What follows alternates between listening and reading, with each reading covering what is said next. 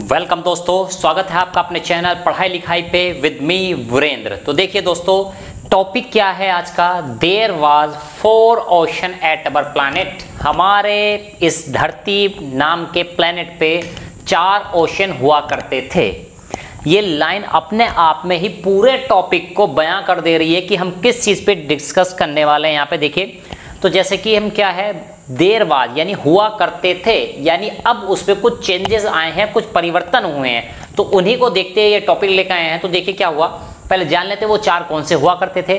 तो first one is Indian ocean, Pacific ocean, Atlantic ocean and fourth one is Arctic ocean. तो ये 4 ocean हमारे हुआ करते थे अभी तक। ठीक, उसके बाद देखते हैं, तो नेक्स्ट वन इज देखते हैं कि इनकी लोकेशन कहाँ पे है। पैसिफिक ओशन ये रहा, अटलांटिक ओशन यहाँ पे है, ठीक है। उसके बाद क्या है, इंडियन ओशन यहाँ पे है और आपका आर्कटिक ओशन यहाँ पे है। तो ये 4 बेसिकली हुआ करते थे। तो ऐसा ही, केवल ऐसा ही मैप आप देखा करते थे। जितनी भी किताबें हम बचपन से पढ़ते आए थे उन सारी चीज़ों में ऐसी ही चीज़ें मेंशन हुआ करती थी, उनका वर्णन इसी प्रकार से हुआ करता था। ठीक, अब ये नीचे वाला जो पोर्शन आप देख रहे हैं, आप सोच रहे होंगे शायद मैंने इसका नाम क्यों नहीं लिया, क्या मैं गलती से भूल गया हूं। तो जी नहीं, मैं बिल्कुल गलती से नहीं भूला हूं ये, ठीक है। तो आइए इसी के बारे में हम आज चर्चा करने वाले हैं। भाई अभी ऐसा क्या हुआ है, तो देखिए दोस्तों, अब जैसे कि आप देख पा रहे हैं इसमें साउदर्न ओशन, ठीक है, या सदर्न ओशन जिसको बोला जा रहा है, तो ये चीज क्या हुई है, यहाँ पे कुछ चेंजेस हुए हैं, कुछ परिवर्तन हुए हैं। तो आइए देखते हैं।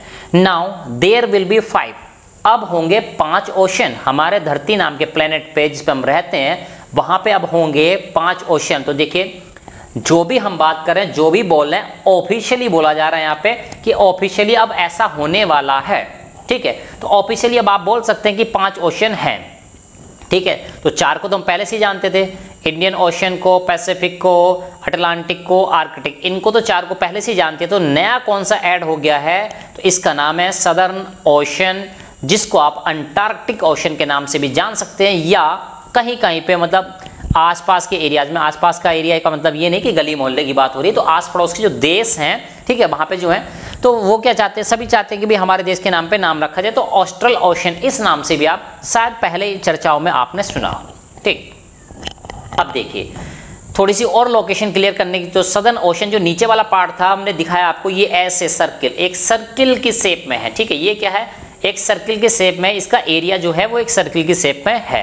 तो ये है इसका क्या कहते हैं, आप देख पा रहे हैं इसके रीजन कहां पे, एरिया कहां पे। अब देखो, who recognised it, the main question is, अब कौन कह रहा है कि भाई किसके कहे से मान लें कि 5वां हो जाएगा ओशन। तो देखो किसने कहा है, तो ये कहा है नेशनल जियोग्राफिक सोसाइटी, ठीक है। नेशनल जियोग्राफिक सोसाइटी ये जो है, ये बहुत सारी आप इकोलॉजी पे, एनवायरमेंट पे, ठीक है, जितनी भी जियोग्राफिक एक्टिविटीज होती हैं उन पे बहुत अच्छी नजर रखता है और अच्छी पकड़ रखता है। और इसका एक चैनल भी चला करता है जिसपे हम नेशनल जियोग्राफिक के बहुत सारी चीजें देखते हैं, समुद्र के अंदर की चीजें, ठीक है, ऐसी भी बहुत सारी पिक्चर या वीडियोस हम वहां पे देखा करते हैं। तो देखिए, इन्होंने ऑफिशियली ये रिकॉग्नाइज कर लिया है कि भाई 5वां ओशन ये है, यानी पहले क्या नहीं होता था ये, ठीक है। तो ऐसा थोड़ी आज की डेट में अचानक से प्रकट हो गया, एक दिन में प्रकट हो गया, भाई ये पहले था, ठीक है। लेकिन इसको क्लासीफाई बांटा नहीं गया था, ठीक है। अब इसको डिवाइड करने का काम कर दिया कि भाई यहाँ से यहाँ तक ये वाला ओशन रहेगा, यहाँ से यहाँ तक ये रहेगा। तो ऐसा करने की जरूरत क्या थी, जब धरती पे भी 5 पहले से थे, ठीक है, तो ऑफिशियली 4 के नाम थे। तो पहले ये माना जाता था कि भाई ये देखिए, पहले क्या माना जाता था, तो ये सदर्न ओशन जो है, ये पैसिफिक ओशन, अटलांटिक ओशन और इंडियन ओशन का ही क्या है, एक एक्सटेंशन है, एक वर्जन है, ठीक है। यानी कुल मिला के ये सब इनके मिलाने से ये बना है, ठीक है। तो इन्हीं को आगे बढ़ा दो तो ये बन जाएगा। तो ऐसा मान लेते कि भाई ये यही वाला है, कोई नई चीज नहीं है, पहले ऐसा मान ले। लेकिन अब ऑफिशियली ऐसा डिक्लेयर करने की जरूरत क्या आन पड़ी, ठीक, तो इसके बारे में चर्चा हम करेंगे। आइए दोस्तों, हाँ, और किसने, दूसरा NOAA, इन्होंने भी रिकॉग्नाइज कर लिया कि हाँ भाई ऑफिशियली मान लिया है कि हाँ ऐसा है, ठीक। देखते हैं, तो इसका NOAA भाई फुल फॉर्म भी जरूरी है। देखो भाई, ये जो घटना हुई है, अभी इवेंट हुई है, ये आने वाले वर्षों में आपकी जो बुक्स होती हैं सबको चेंज करके रख देगी, ठीक है। क्योंकि सारी चीजें अब नए सिरे से पढ़ोगे, 4 की बजाय 5 पढ़ोगे, ठीक है। जितने भी एग्जाम आएंगे उनमें क्वेश्चन तुरंत अल्टा पल्टी खाएंगे, बिल्कुल, ठीक है। और उसमें स्टूडेंट्स क्या करेंगे, गलती होने के चांस भी बढ़ जाएंगे, क्योंकि वो बचपन से वही पढ़ते आए हैं, तो हो सकता है उनके दिमाग में वही चीज चली आ रही है। तो इसको बिल्कुल एक करंट अफेयर्स की न्यूज ना लेके आगे जितना भी जियोग्राफी आप पढ़ने वाले हैं उसके लिए बहुत बड़ी न्यूज है। तो चलिए, तो इसकी फुल फॉर्म देख लेते हैं। National oceanic and atmospheric administration, इसका NOAA का पूरा नाम है।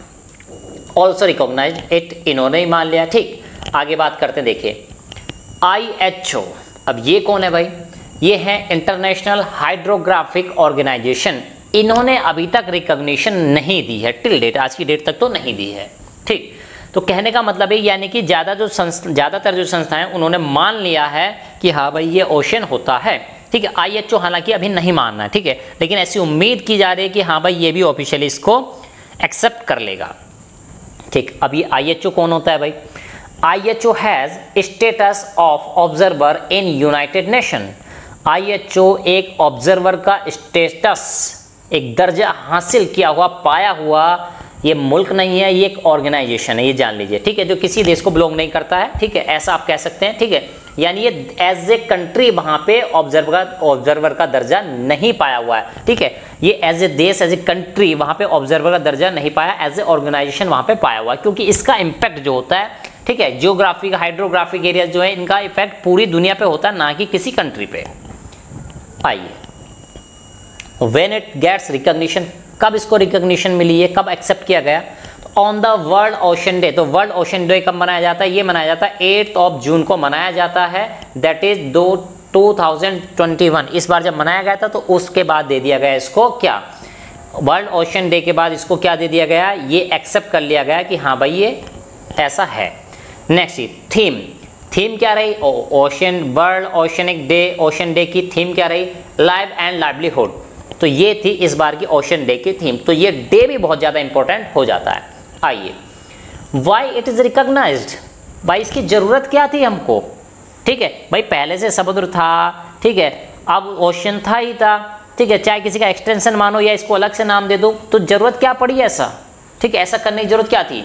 ठीक है, तो देखो ज़रूरत क्या थी, to protect biodiversity of the region which is unique in itself and rich. यानी इनका वैज्ञानिकों का मानना क्या था कि भाई अगर बायोडाइवर्सिटी को बचाना है, उसको प्रोटेक्ट करना है ऑफ द रीजन, उस रीजन की, उस क्षेत्र की, तो विच इज यूनिक, जो अपने आप में बिल्कुल हटके है, दुनिया में एक अनूठे तरीके है, इन इटसेल्फ, अपने आप में, एंड रिच, और बहुत ज़्यादा रिच भी है। ठीक है, अब रिच का मतलब ये नहीं कि पैसे वैसे पाए जाते हैं, डायमंड गोल्ड वगैरह पाए जाते हैं, यानी कि जैव विविधताओं से भरी हुई है, समृद्ध है एक तरह से। ठीक, तो ये चाहते हैं कि भाई रिकॉग्निशन मिलेगा तो लोग इसके बारे में जानेंगे, जागरूक होंगे, और वहाँ के लोग उसको समझेंगे कि हाँ भाई हमें इस चीज़ को प्रोटेक्ट करना चाहिए। तो ये इनका मेन एम है उसके लिए। आप देखते हैं, तो देखो भाई ये जो सदर्न ओशन है, ये मोस्टली घिरा हुआ एक किससे, 60, ये आप देख पा रहे होंगे, 60 डिग्री साउथ लैटिट्यूड। ठीक है, तो ऑलमोस्ट एक सर्कल जैसा ये बन जा रहा है। ठीक है, तो पेन में सही से नहीं चला पा रहा हूँ। ठीक है, तो आप समझिए कि एक ऑलमोस्ट सर्कल जैसा ये शेप बन जा रही है। ठीक, तो देखो ये यहाँ पे आपको दिखाई दे रहा होगा साउथ पोल, तो इसके चारों तरफ ये जो है 60 डिग्री साउथ लैटिट्यूड जो है ये फॉर्म करता है, यानी इसकी बाउंड्री एक तरह से डिफाइन कर दी गई है कि साउदर्न ओशन की बाउंड्रीज कहाँ पे रहेंगी। ठीक, सम इंपॉर्टेंट फैक्ट्स, तो इसके बारे में कुछ फैक्ट्स जान लेते हैं, कुछ तथ्य जान लेते हैं। Number 1, region 60 degree south latitude define its boundary, यानी 60 डिग्री साउथ लैटिट्यूड जो होता है वो इसकी बाउंड्री को डिफाइन करता है। हाँ, इसमें भी एक पॉइंट है, Drake passage and Scotia arc are not included. देखो 60 डिग्री के अंदर ही आप कह सकते हैं कि बाउंड्री पे ड्रैक पासेज एंड स्कोशिया आर्क पड़ती हैं, लेकिन वो इसमें इंक्लूड नहीं है। तो आपको ऑप्शन ऐसे भी दे सकता है एग्जाम में क्वेश्चन कि भाई Drake passage and Scotia arc is the part of southern ocean, तो आपको यस और नो या ट्रू या फॉल्स इस तरीके से भी क्वेश्चन क्रिएट किए जा सकते हैं। तो ये पॉइंट इंपॉर्टेंट हो जाता है यहाँ पे। देखिए third one, this ocean touches 3 oceans named. ठीक है, एंड इधर हो गया, ठीक है, ओशंस यहाँ पे है और नेम्ड यहाँ पे हो गया। ठीक है, तो ये ओशंस नेम्ड एज, यानी कि जो सदर्न ओशन है 3 ओशंस को टच करता है, Pacific, Atlantic and Indian ocean को ये टच करता है। ठीक है, चौथे वाले को टच नहीं करता है। ठीक है, तो आप देखिए चौथा वाला कौन सा था भाई, पैसिफिक को टच करता है, अटलांटिक को टच करता है, इंडियन को यानी आर्कटिक वाले को टच ये नहीं करता है। ठीक, आइए आगे चलते हैं। तो ये देखो भाई, ये पैसिफिक है, ये अटलांटिक है, ये इंडियन ओशन है, और ये रहा आपका यहाँ से ये इस तरह से। ठीक है, ये ऐसे ये आपका सदर्न ओशन हो गया। तो ये आपकी लोकेशन देख लीजिए। अब आगे चलते हैं। एज पर साइज, अगर साइज की बात करें भाई कौन बड़ा है कौन छोटा है, इस बात की बात करें, एरिया जो घेरा हुआ है उसकी बात करें तो पैसिफिक ओशन सबसे बड़ा नंबर 1 पे आता है, सेकंड नंबर पे आता है अटलांटिक, थर्ड नंबर पे अपना हिंद महासागर यानी इंडियन ओशियन, फोर्थ 1 पे आता है सदर्न ओशन। ठीक है, यानी इसको पहले एक में मिला दिया गया था, मान लिया गया था इसका क्या कहते हैं एक्सटेंशन है, इसका एक्सटेंशन, लेकिन अब जब इसको अलग से घोषित कर दिया तब भी ये चौथे नंबर पे आता है और आर्कटिक ओशन है सबसे छोटा। नेक्स्ट, तो आपसे कौन छोटा है कौन बड़ा है, या सदर्न ओशन का कौन सा स्थान पड़ता है, इस तरह से भी क्वेश्चन वहां पे डेवलप किए जा सकते हैं, पुटअप किए जा सकते हैं आपके सामने। Next, all other oceans are categorised by the nearest land areas. अब देखो भाई, all other areas sorry oceans जो होते हैं सामान्यतः उनको जनरली क्या करते हैं, जो उनके अगल बगल के देश होते हैं, लैंड एरिया होते हैं, उनके नाम पे ही उनका नाम ओशंस का नाम रख दिया जाता है, मोस्टली ऐसा होता है। लेकिन इसमें अपने आप में एक यूनिक चीज आई है, इसका जो नामकरण किया गया है, ठीक है, वो कैसे किया गया, ये सदर्न ओशन जो है it is categorised by ocean current. ठीक है, इसको आस पड़ोस के लैंड एरिया से कनेक्ट नहीं किया गया है, उससे क्या कंसर्न करते हुए इसका नाम नहीं रखा गया, बल्कि ओशियन करंट के बेसिस पे इसका नाम रखा गया है। ठीक है, अब नेक्स्ट क्वेश्चन उठता है कि भाई ये ओशियन करंट क्या होता है, तो आइए देखते हैं। तो देखिए क्या होता है, यहाँ पे ओशन है, यहाँ पे ओशन है, ठीक है, तो आप जानते हैं कि लगभग 70 से 71% होता है भूमि पे जल, यानी ओशन ही ओशन फैला हुआ। ठीक है, तो भाई किसी ओशन का जल गर्म भी होता है, किसी का थोड़ा ठंडा भी होता है। अब गर्म का मतलब ये नहीं होता कि खोल रहा है 100 डिग्री उबल रहा है, ठीक है, यानी कंपेरेटिवली देखा जाए तो एक ओशन से दूसरे ओशन में थोड़ा बहुत टेम्परेचर डिफरेंस पाया जाता है। ठीक, तो देखो भाई ये रेड कलर की पट्टी जो दिखाई दे रही है उसका मतलब है कि गर्म जल, थोड़ा वार्म जल जो है वो इस तरह से फ्लो कर रहा है एक जगह से दूसरी जगह, उसी तरह से यहाँ से लौट के आ रहा है कोल्ड वाटर। ठीक है, तो यानी ओशियन में ये साइकिल एक तरह से आप कह सकते हैं कि चलती रहती हैं। ठीक है, तो अक्सर ये साइकिल्स यहाँ पे चलती रहती हैं। अब देखिए, जब ये साइकिल चलती रहती हैं तो यानी वाटर का जो फ्लो होता है ड्यू टू टेम्परेचर डिफरेंस, एक जगह से दूसरी जगह फ्लो जो होता रहता है, इसी को कहते हैं ओशियन करंट। ठीक है, तो यानी अपने साथ बहुत लार्ज अमाउंट में वाटर ये लेके जाते हैं, फिर रिटर्न होकर लौट के आते हैं, तो ये साइकिल जो चल रही है इसको नाम दिया गया ओशियन करंट। जैसे करंट फ्लो करता है वायर में, ठीक है, उसी तरह ये भी अपना साइकिल में घूमता रहता है, तो इसको नाम दे दिया गया हमने क्या, ओशियन करंट। आगे देखते हैं, the current in southern ocean is called. अब ये सदर्न ओशन में जो करंट फ्लो करता है इसको क्या कहते हैं, इसको कहते हैं ACC। ठीक है, ACC की फुल फॉर्म जानिए, तो ACC क्या होता है, इसकी फुल फॉर्म या ऐसे ही पूछ सकता है, recently in news the ACC belongs to southern ocean belongs to या is denoted as, इस तरह से दे सकता है कि इसको क्या कहते हैं, या इसके फुल फॉर्म पूछ सकता है, तो अंटार्कटिक सरकमपोलर करंट। ठीक है, अंटार्कटिक सरकमपोलर करंट, इसको नाम ध्यान रखना है, ACC की full form. Next, it is almost circular, तो क्योंकि सर्कुलर है तो इसलिए इसको सरकमपोलर ठीक कहते हैं। नेक्स्ट, ओशन कवर्स अराउंड, ठीक है, अराउंड 2 बार हो गया, ठीक है, कोई बात नहीं, अराउंड 70 to 71% ऑफ एरिया। अब ये ओशन जो है, ठीक, सॉरी, ये क्या सारे ओशंस की बात करें तो ये सारे के सारे ओशन जो हैं पूरे विश्व का, पूरे हमारे अर्थ के प्लेनेट का लगभग 70 से 71% तक एरिया कवर करते हैं। बाकी जो 30% एरिया बचता उस पे है भूमि, लैंड है, जिस पे हम खेती करते हैं, रहते हैं, ठीक है, बाकी सारी एक्टिविटीज किया करते हैं। Water of southern ocean is colder and less salty. अब इस सदर्न ओशन की क्या खासियत है कि यहाँ का जो पानी होता है बाकी के कंपैरिजन में, कोल्डर का मतलब ये नहीं कि हमेशा बर्फ ही जमी रहेगी, ठीक है, तो कह रहा है कि बाकी के कंपैरिजन में ये ज़्यादा ठंडा होता है और लेस सॉल्टी, थोड़ा नमकीन भी कम होता है, नमक इसमें कम होता है। ठीक है, अब ये जो 2 खासियतें हैं इसको कैसे यूज करते हैं, सो इट इज सूटेड, ये सूट करता है, यहाँ का वाटर जो है, यहाँ का एटमॉस्फेयर जो है सूट करता है फॉर यूनिक बायोडाइवर्सिटी। ठीक है, यानी अनूठे तरह की बायोडाइवर्सिटी को प्रमोट करती हैं ये दोनों क्वालिटीज।